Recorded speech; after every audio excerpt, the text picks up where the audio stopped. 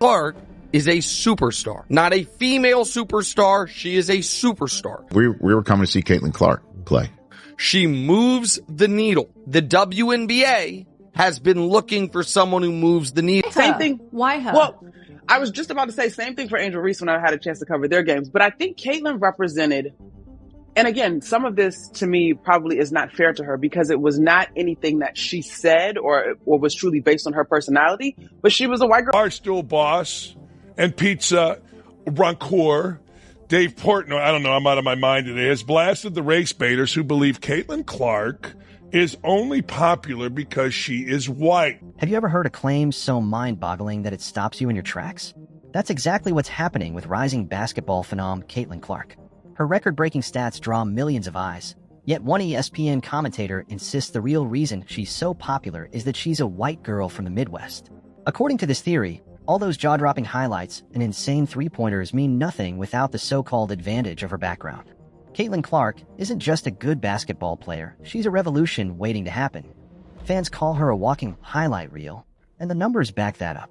From her college days at Iowa to her professional start in the WNBA with the Indiana Fever, she's turned every court she steps onto into must-watch TV. She can sink threes from practically half-court, dish out no-look passes that land perfectly in a teammate's hands, and show a fearless swagger the moment the ball hits her fingertips. It's not hyperbole to say she's transforming how people view the women's game. Suddenly, entire families schedule their weekends to catch her in action. Streaming services report spikes in viewership whenever Clark's team is on the slate. It's that kind of transformative star power the WNBA has been craving for years. Some call it the Clark effect. Others just call it a breath of fresh air. At every level she's played, from local high school gyms to sold-out arenas, she's been the talk of the town. Critics can't ignore her. Even casual sports fans who can't name half the teams in the WNBA know she's special. Yet, with every success story, there's always someone who tries to tear it down. And that brings us to Monica McNutt. But how did a simple comment explode into a national debate? Let's just say that once you bring up race in a sports conversation, you're guaranteed a media firestorm. Monica McNutt, an ESPN analyst known for her outspoken views, raised eyebrows during an interview with the BBC by suggesting Caitlyn Clark's popularity stems largely from her being a white girl from the middle of America. She offered a passing nod to Clark's talent, but emphasized that the cultural identification angle might overshadow everything else.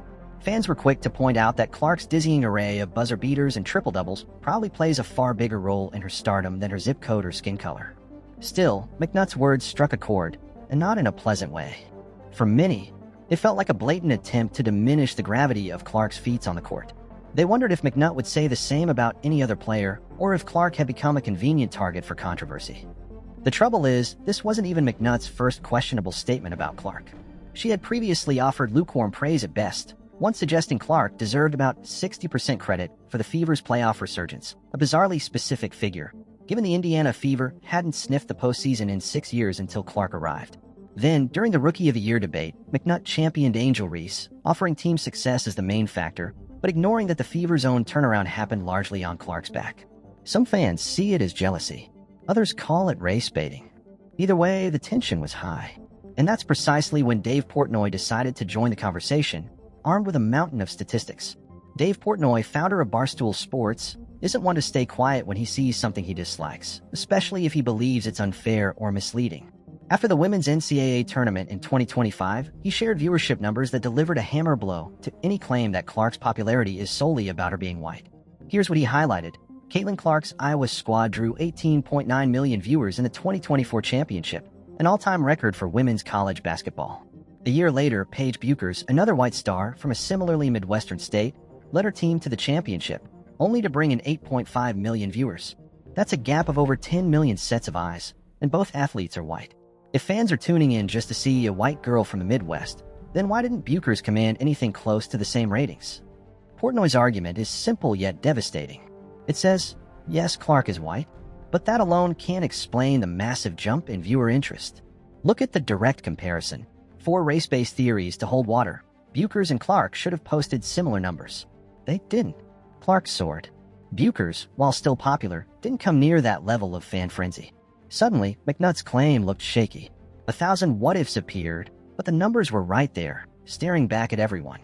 And once Twitter got hold of Portnoy's post, the conversation erupted even further. But data alone doesn't stop a narrative. How did the broader basketball community react? And did it put any dent in McNutt's stance? The moment Portnoy shared his viewership breakdown, social media blew up. Thousands of fans chimed in, calling for ESPN to address McNutt's claims or even remove her from her position. The complaints ranged from outright accusations of racism to frustration over moving the goalpost for Caitlyn Clark. It wasn't just one demographic or region speaking up.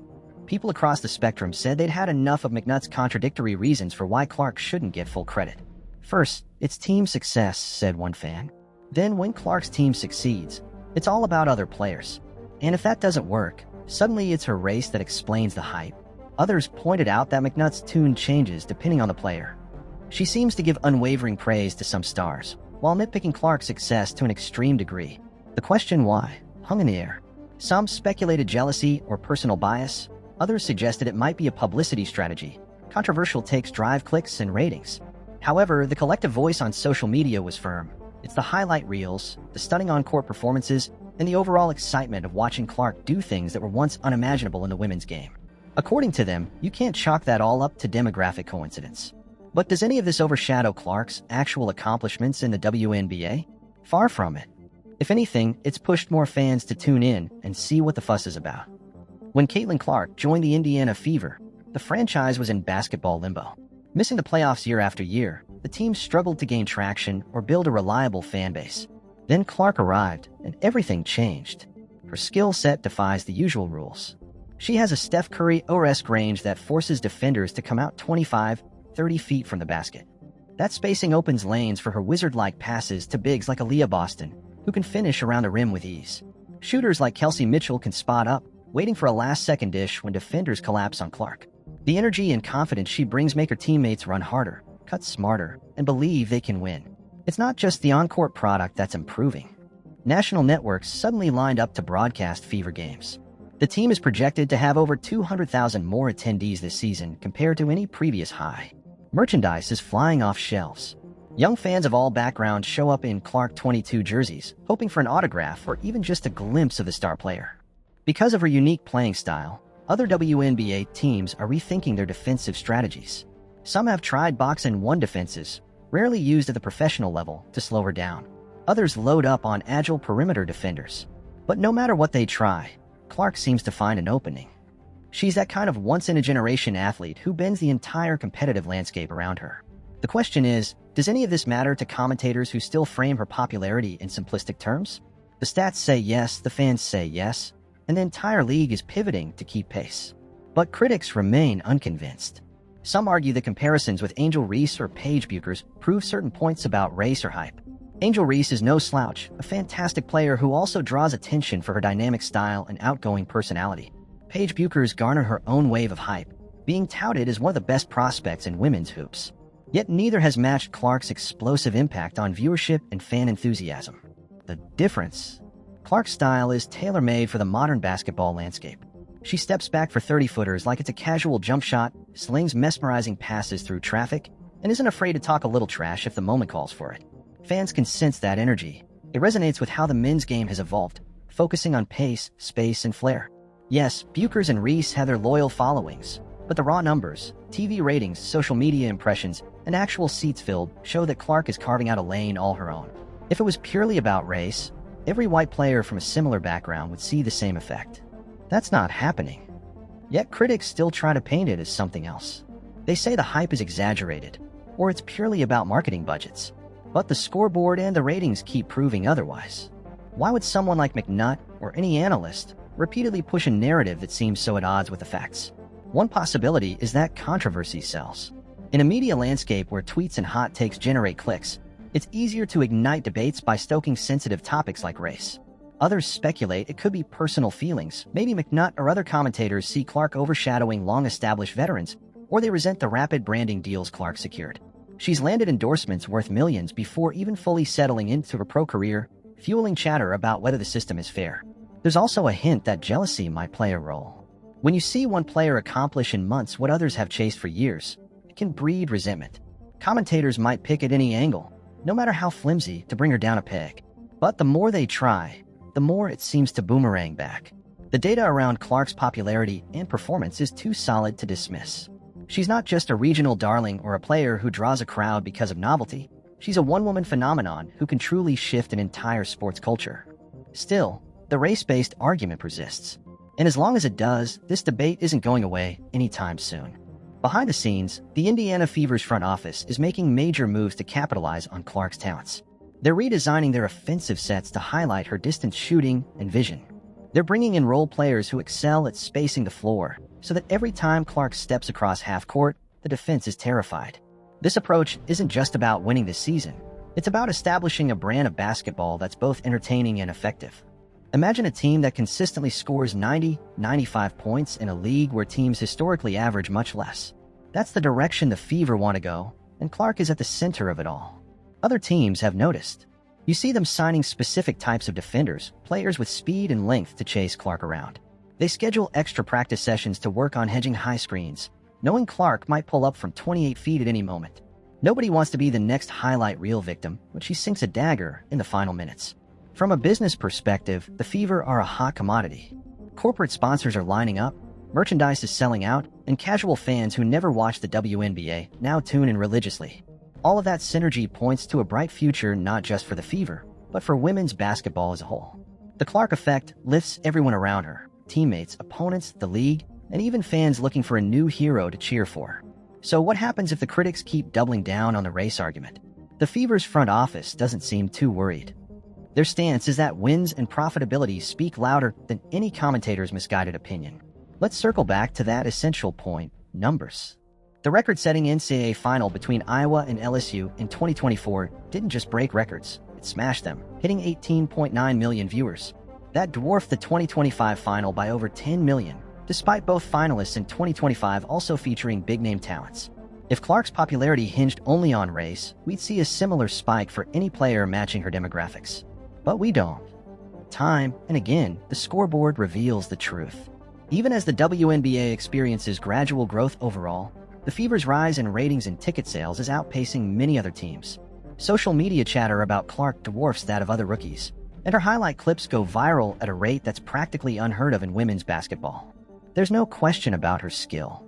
She's hitting triple-doubles, dishing 19 assists in a single game, and scoring in ways that make even seasoned veterans do a double take. You can't attribute that to some external factor like marketing budgets or regional support. It's raw, unfiltered talent, and fans can't get enough of it.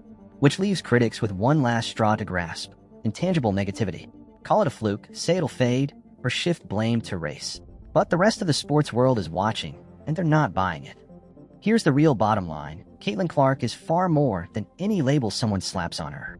She's a star who pulls in casual viewers, stuns hardcore basketball junkies, and forces entire teams to plan around her every move. The conversation about her skyrocketing fame might continue, with some commentators insisting it's just because she's a white girl from Midwest. But if you take even a minute to watch her tear up the court, those theories vanish faster than a defender trying to block one of her logo threes. Does race play a role in media coverage sometimes? Undoubtedly. But it can't explain away a 10 million viewer disparity or the seismic shift happening in the Indiana Fever's arena. It can't manufacture the kind of highlight reels that make your jaw drop. And it certainly can't overshadow the daily grind Clark puts in to sharpen her skills. So if you're still asking whether Caitlyn Clark's popularity is manufactured or unearned, take a long look at the scoreboard, and the final score might shock you. At the end of the day, we tune in for her unstoppable style, her fiery heart, and the possibility that at any second, she'll pull off something we've never seen before. What's your take? Do you believe the hype is purely skill-driven, or do you think there's more at play? Drop a comment and let's keep this conversation going. As for Caitlyn Clark, she's gearing up for her next game, next highlight, and next record-breaking achievement. Race argument or not, it seems nothing will slow her down. Until then, remember this: sometimes the truth is hiding in plain sight, right there in the stats, the highlights, and the unstoppable force that is Caitlyn Clark on a basketball court.